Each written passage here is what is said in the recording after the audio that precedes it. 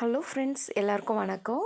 இன்றைக்கி வெஜிடபிள் குருமா எப்படி பண்ணுறதுன்னு பார்க்கலாம். அடுப்பில் ஒரு குக்கர் வச்சுக்கோங்க. அதில் தாளிக்கிறதுக்கு தேவையான அளவுக்கு எண்ணெய் சேர்த்துக்கோங்க.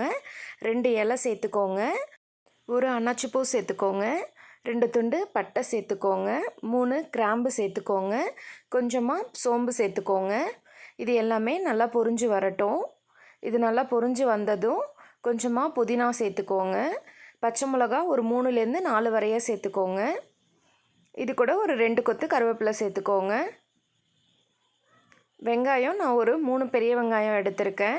அதையும் நான் நல்லா நைஸாக கட் பண்ணி வச்சுருக்கேன். அதையும் நான் சேர்த்துக்கிறேன். இப்போ இது எல்லாத்தையுமே நல்லா வதக்கி விட்டுருங்க. இது நல்லா பாதி அளவுக்கு நல்லா வதங்கி வரணும். இந்த அளவுக்கு கலர் சேஞ்ச் ஆகி நல்லா வதங்கி வரணும். பாருங்கள், இந்த அளவுக்கு நல்லா வதங்கினதும் இஞ்சி பூண்டு பேஸ்ட்டு ஒரு 2 டேபிள் ஸ்பூன் அளவுக்கு சேர்த்துக்கோங்க. இந்த இஞ்சி பூண்டோட பச்சை ஸ்மெல் போகிற வரைய நல்லா வதக்கி விட்டுருங்க. இப்போ நான் 3 தக்காளி எடுத்து நல்லா நைஸாக கட் பண்ணி அரைச்சி வச்சுருக்கேன். இந்த அளவுக்கு பேஸ்ட்டாக இருக்கணும். இந்த தக்காளி பேஸ்ட்டையும் இப்போ இது கூடயே சேர்த்துக்கோங்க. இதை நல்லா கலந்து விட்டுருங்க. இந்த தக்காளியோட பச்சை ஸ்மெல் போகிற வரைய நல்லா வதக்கிடுங்க. குருமாவுக்காக நான் பச்சை பட்டாணி எடுத்திருக்கேன், கேரட் எடுத்திருக்கேன், பீன்ஸ் எடுத்திருக்கேன், சோயா எடுத்திருக்கேன், உருளைக்கிழங்கு எடுத்திருக்கேன். சோயாவை நான் குக் பண்ணுறதுக்கு முன்னாடியே ஹாட் வாட்டரில் போட்டு எடுத்து வச்சுருக்கேன். நல்லா வெந்து வந்திருக்கு. இப்போ இதை அப்படியே நம்ம வதக்கிறதோடு சேர்த்து வதக்கிடலாம்.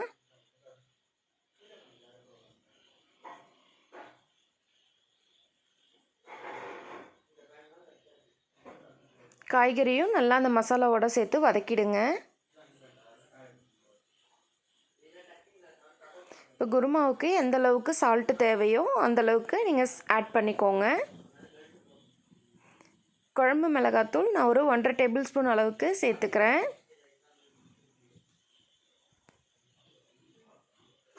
கரம் மசாலா ஒரு 1 டேபிள் ஸ்பூன் அளவுக்கு ஆட் பண்ணிக்கிறேன்.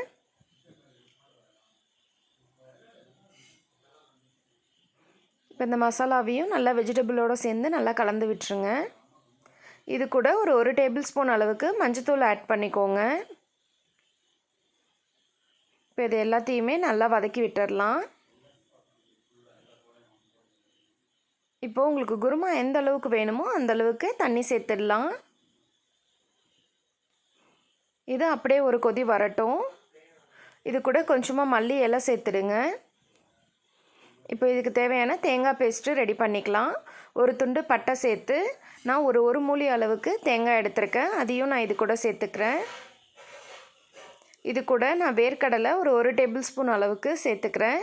வறுத்து தோல் உரித்த வேர்க்கடலை தான் எடுத்து வச்சுருக்கேன். அது ஒரு டேபிள் ஸ்பூன் சேர்த்துக்கோங்க.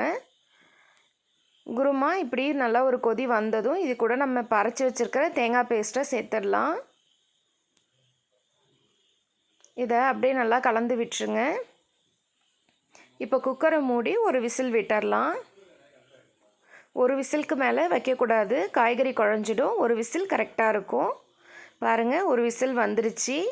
காய்கறி எல்லாமே நல்லா வெந்து குருமா நமக்கு இப்போது ரெடி ஆகிடுச்சு. ஃபைனலாக இதில் கொஞ்சமாக மல்லி இலை தூவிடுங்க.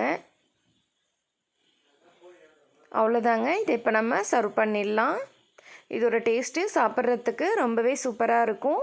இதை இட்லி, தோசை, பூரி, பரோட்டா எல்லாத்துக்குமே செம்மையாக இருக்கும்.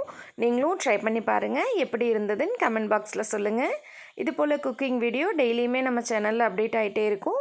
கண்டிப்பாக நம்ம சேனலை லைக் பண்ணுங்கள், ஷேர் பண்ணுங்கள், சப்ஸ்கிரைப் பண்ணுங்கள். தேங்க்ஸ் ஃபார் வாட்சிங்.